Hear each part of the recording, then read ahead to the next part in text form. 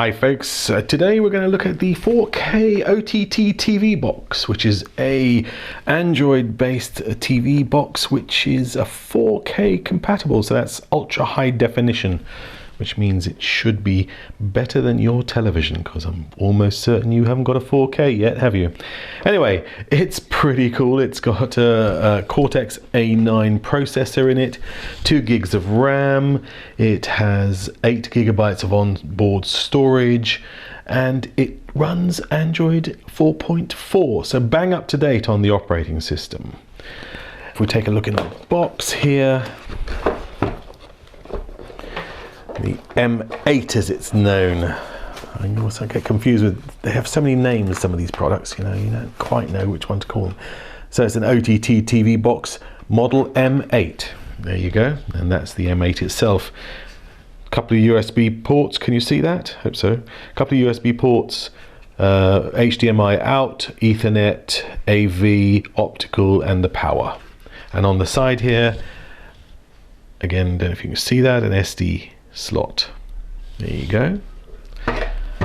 In the box itself, we have a remote control, power block, HDMI cable, and a manual. If you take a look at the manual, back bit is Chinese, front bit is English. I can't say it's the most comprehensive manual I've ever seen.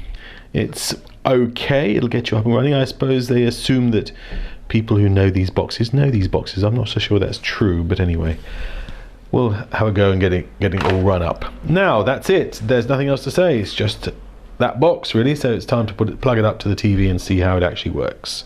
I don't have a 4K TV, of course, so we're going to have to run it on a standard TV, but at least we'll get an idea of the quality. So here we are, just to get it going, all you've got to do is to plug it up to the HDMI of the TV, get the power in, stick it somewhere discreet so it doesn't annoy you, and you're good to go. Let's just get it powered up. When the power's on, you'll have this little blue light on the front.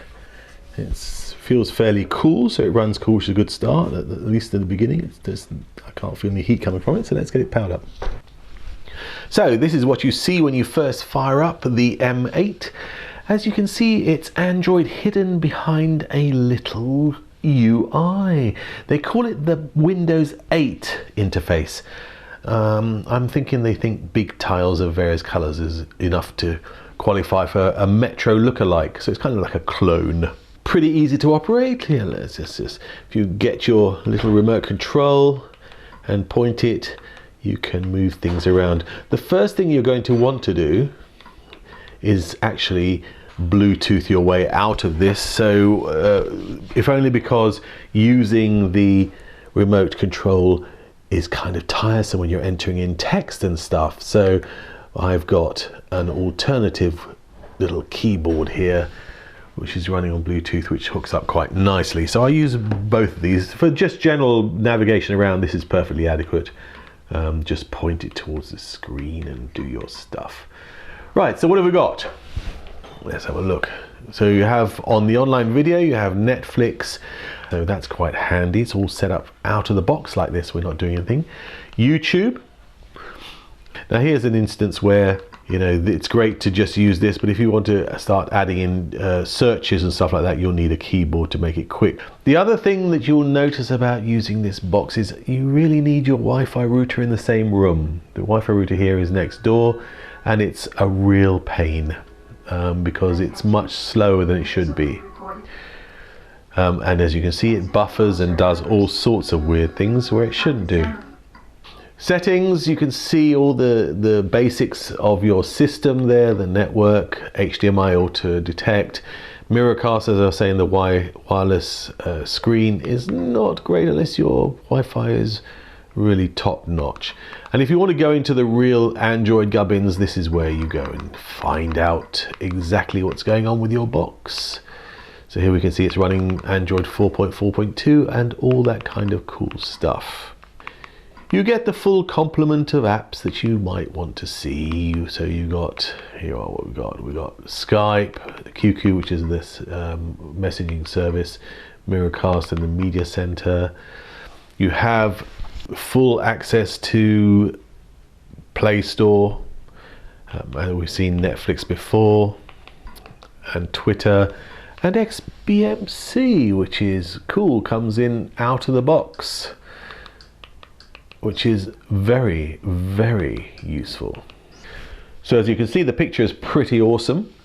In fact, it's more than pretty awesome, even though over the Wi-Fi here. And it's just great. I mean, it's XBMC is one of my favorites now because it has, you can install a shed load of channels from all over the place, and the implementation here comes with a lot of stuff already pre-installed, so which makes it even better. You know, you got things all. I mean, the selection is colossal, and you can add your own as you need to. And I'm just installing, as we're watching, I'm just installing the DIY network, and it just downloads, and you're ready to go once you've done that. As you can see, it doesn't take a long time to download a channel. If we check out the browser runs pretty well.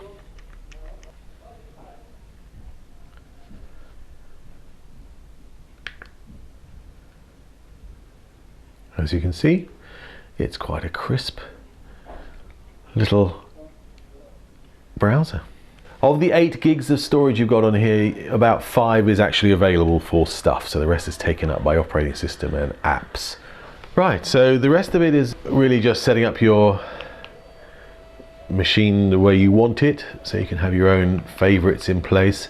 It's really a very nice UI. I do like the UI. It's very simple, easy to get to grips with, and quite crisp, as you can see. I'm not taking a lot of effort to actually get my way around the various bits and pieces. So here's an example of a game we're playing here on the box. I'm not quite sure what the heck you're supposed to do with this. It's a pretty naff game. Can't remember what it's called now, something like jet ski something, but you're supposed to avoid things, and it's just pretty horrible. But you could get an idea of the graphics. The graphics are pretty alright.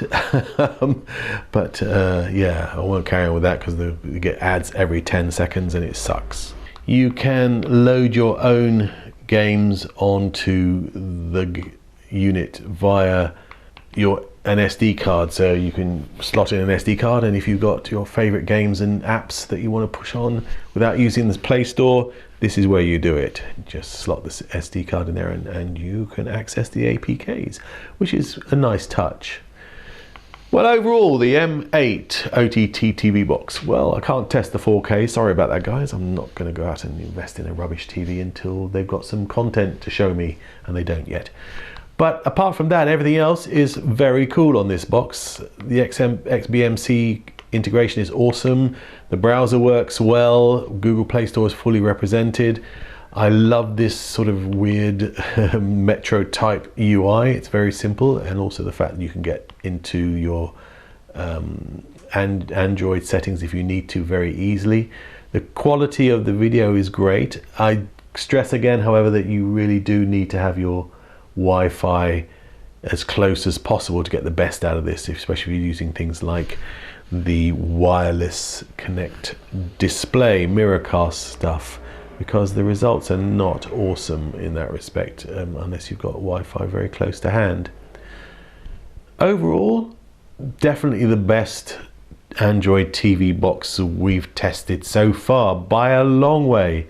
The fact you've got the 2 gigs of RAM and the 8 gigs of onboard storage is just part of the story. I think everything else is very well put together. I love the whole package. Excellent product. There you go, the M8 OTT TV box. As usual, if you've enjoyed this video, please like it and share it and subscribe to our channel so we can bring you more cool stuff. Thanks very much. Bye.